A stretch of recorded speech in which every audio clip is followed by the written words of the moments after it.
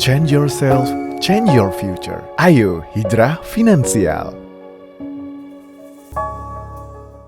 Bismillahirrahmanirrahim. Assalamualaikum warahmatullahi wabarakatuh.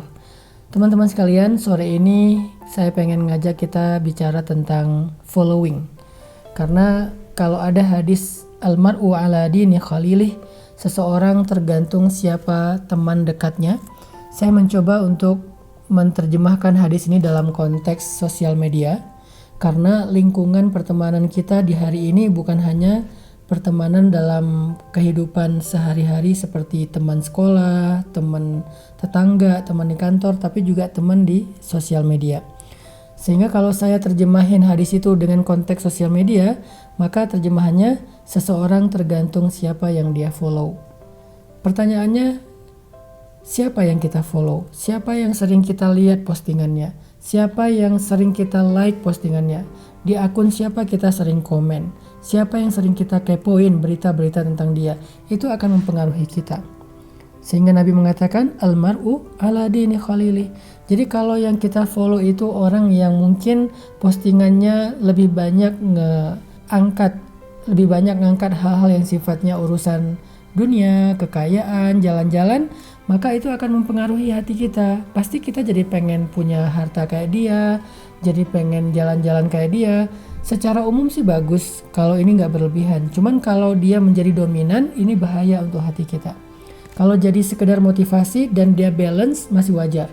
Tapi masalahnya kalau yang kita follow hanya orang-orang yang mungkin postingannya hanya tentang dunia, saya pikir ini akan mempengaruhi hati kita sehingga kita menjadi orang yang lebih mencintai dunia daripada akhirat. Dan itu akar dari masalah.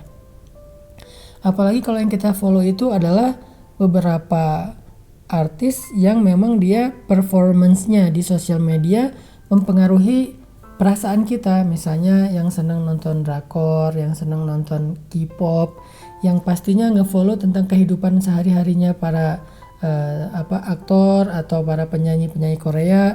Mereka suka apa, mereka jalannya kemana, mereka ngapain di rumah kayak gimana, cara ngomong mereka, semua ditiru. Karena kita terpengaruh oleh apa yang kita follow. Kita terpengaruh oleh apa yang kita sering lihat. Kita terpengaruh dengan lingkungan sekitar kita, apalagi lingkungan sosial media.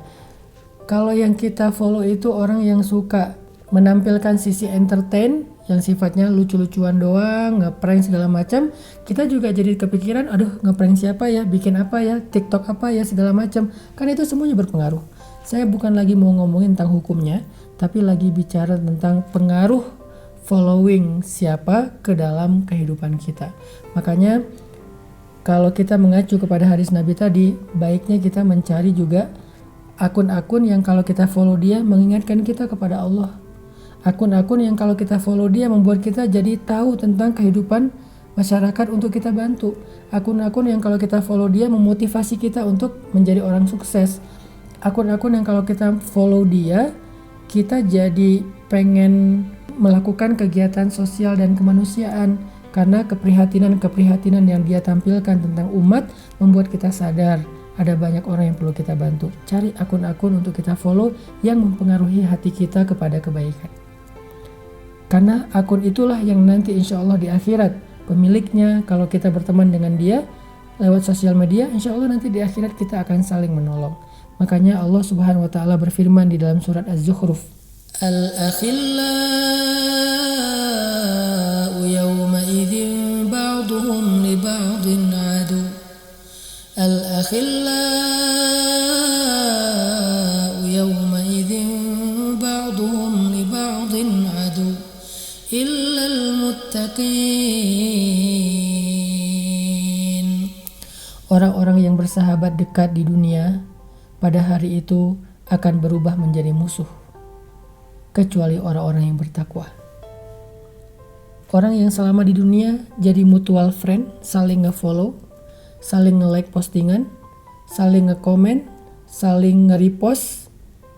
Kalau itu semuanya hanya urusan-urusan dunia, apalagi sampai urusan dosa yang dipost dan di-repost itu sesuatu yang sia-sia, yang bahkan menjadi sesuatu yang haram dalam urusan agama, maka kelak walaupun di dunia mereka mutual friend, nanti di akhirat mereka akan menjadi musuh, akan saling menyalahkan.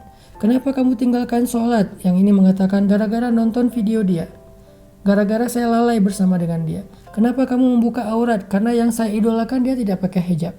Kenapa kamu makan riba? Karena yang saya idolakan dia sukses dengan riba. Mereka akan saling menyalahkan. Orang itu juga akan mengatakan, saya tidak bertanggung jawab, saya tidak pernah mengajak kamu. Hidup kamu urusan kamu, hidup saya urusan saya. Mereka akan ba'duhum li ba'din adu, saling menyalahkan, teman-teman. Saya bukan mengatakan ayo kita unfollow masal, bukan. Tetapi kita coba untuk perhatikan siapa yang kita jadikan mutual friend kita di sosial media. Pertanyaannya, apakah dia mengingatkan kita kepada Allah? Kedua, apakah dia membuat kita semangat untuk menjadi orang yang sukses dengan karya? Ketiga, apakah dia menasihati kita tentang kebaikan? Mengajak kita untuk berbuat kebaikan, membantu orang lain secara sosial dan kemanusiaan?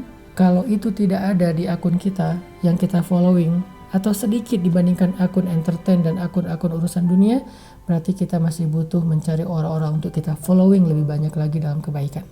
Almar'u ala dini khalilih. Seseorang tergantung siapa yang dia follow, siapa yang dia ikuti, siapa mutual friendnya.